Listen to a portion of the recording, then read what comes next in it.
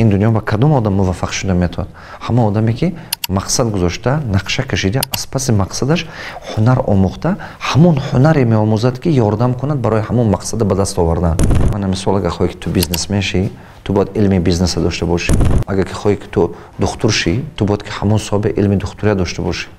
مقصد گذاشته، از پس هوای نقشه کشیده، روز روز شب و روز مهنت کرده، یک قدم نزدیکتر شدن. انا حیات به حد مشکلات میبرد شما با به حد مشکلات میبرد. روسوش میبرد که شما نمیدونید چی خیل کنید.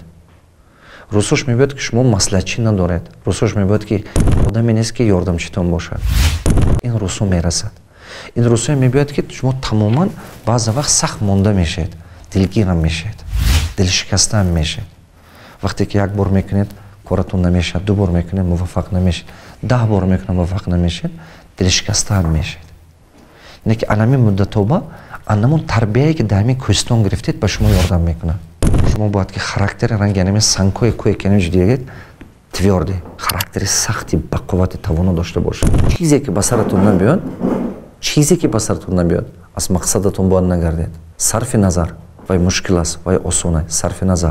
بعضی آدما حیاتش آسان‌تره، تولیش بلنده. 2 قدم زدگی به نتیجه میبیند. بعضی آدما 10 قدم زدگی به، بعضی آدما 100 قدم، بعضی آدما 1000 قدم زدنش در کار که بعد به مقصدش رسد.